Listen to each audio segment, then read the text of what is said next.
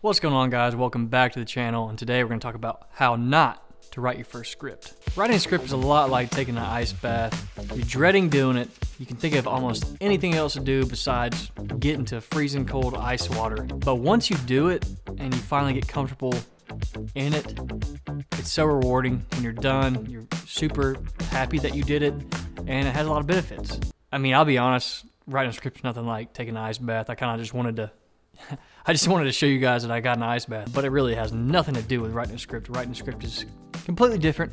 So it almost took me and my buddy a whole year to write a 120-page script. It's mainly because it was our first script. We didn't know what we were doing, and we were writing it together. So it was a lot of collaborative effort, and it was a lot of coming together, and it just, logistically, it was harder to write with two people.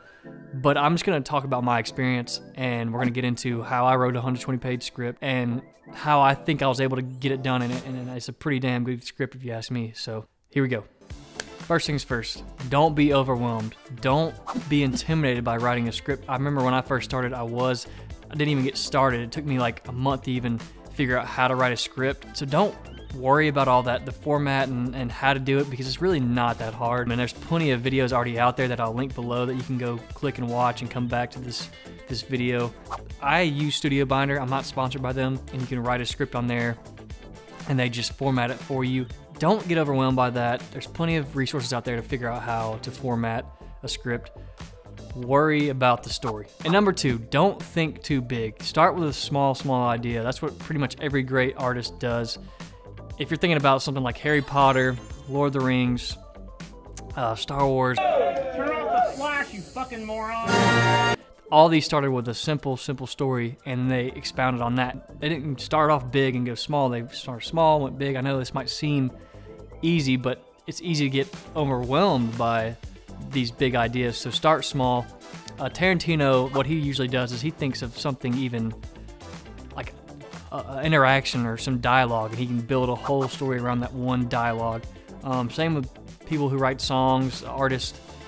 They start with one line, and that one line and that one tone will carry them and help build their story. What I did was I started off with one scene that I wanted to film. I wanted to start with a short film, like a 5-page short narrative film, and that one scene got written into 20 pages, then 40, then 60, then eventually 120 pages. So start small. That's all I'd say. Start small, start with one simple idea, and then start writing around that. That kind of leads me into my next point. Don't get too obsessed with a theme or a tone or a trope that you forget to write a compelling story. It's kind of what I did. Like, I was like, oh man, you know, I want to write about, you know, the common mental health, and I just want to make sure that everything's tied around mental health, or I wanted to write about, you know, the chosen one or whatever, and you have these common themes that you get so obsessed with that you forget that, hey man, it doesn't matter. It doesn't matter if you have a great theme that every other film has. I would more focus on writing a really unique, different story and worry about maybe not so much a theme, but maybe a tone, because the themes will come out in your story as you're writing it, and they'll just naturally come out. But if you have a character that's really compelling, that's really all that matters. Yeah, don't get married to one thing. Number 4, don't write something you don't know. This is something I actually listened to Scorsese talk about. Almost all Scorsese's films are with the Italian influence, mobster films. It's because that's what he grew up knowing, and all these little nuances within his films are from experiences that he's had.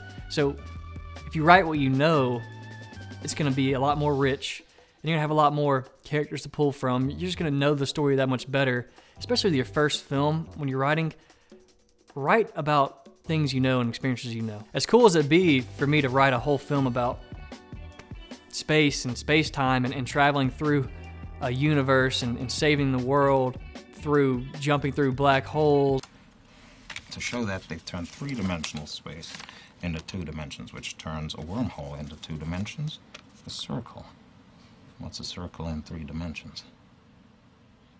Sphere. Exactly. A spherical hole. But who put it there?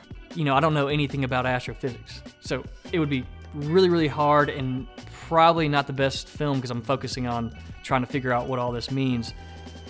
I wouldn't be able to do that at this stage of my writing career. What I do know about is I know about sports. I grew up playing sports. I grew up in the South, so I know Southern culture. I grew up around Catholicism. I grew up around a lot of Christian influence. So these are things that I know a lot about, and a lot of other things too, but if I base this story in a setting that I know, I'm gonna have a lot more inspiration to pull from. So I would say write what you know. It's just gonna help you out a lot. So number 5, this is similar to what I've said before, but don't focus on the beginning and don't focus on the end. Don't get too wrapped up in how it's gonna begin and end. Prepare to be written. I'm doing it. I'm doing it. Yeah. Yeah. In some of these. In some of these. Almost there and done. Now let's see how it looks so far. If you can't figure that out yet, just keep writing, keep writing, keep writing, keep problem solving, and that will come. Like I said before, focus on writing compelling characters more than anything. And that's what a lot of these films are lacking now, is they don't have a character that I could care about. Like, I watch a film now on Netflix, and God forbid I watch a Netflix film. I could care less if those characters live or die. I just don't have a connection with them because they didn't write them well enough. So focus more so on that, not so much the beginning or end. That will come. And if not, hey, that's writing. And a lot of times ending it is probably the hardest part because nobody's really ever satisfied with the ending of a movie. That's why you see all these shows that are never ending because nobody wants it to end and people want to cash grab. I think the best ending to a movie that I've seen is Whiplash, best ending ever. Number 6, distractions. This is the one killer for most writers, is getting distracted constantly by notifications on your phone, if you're writing on your computer. What I would suggest is you lock yourself in a room, you go out to a park, you go do something outside of your normal workspace, and you write. Physically write. I know it's gonna be a pain in the ass because you have to go back and what you wrote, you have to go translate it to a computer, but it just eliminates all those distractions. The more you can alienate yourself, the better. You just want to isolate yourself as much as you can. You want to focus, and you need every bit of brain capacity you can to write this. And that kind of leads me into my next point. You're gonna hit a wall, and you're gonna not want to write anymore. And once that happens, and you get writer's block, there's really nothing you can do about it. You can't just sit there and outthink it. What I would do is I would go take a break, go get some life experience, go for a walk, go to a freaking diner, go out to eat, go to a sporting event, go do something that's stimulating but relaxing, but it will give you some inspiration. It'll give your mind a break, but you'll see something that might inspire you to finish the story or that part of the story. So unless you're like Thomas Wolfe, anybody that's seen the movie Genius, and you can just freaking vomit on a page, like he bring in stacks of ideas, like you're gonna need to take breaks and you're gonna need some inspiration. So take a break, watch some films, read some books, and that will give you the inspiration you need. So, and your mind a much needed break. Those are the top 7 tips I would give anybody that's writing a script.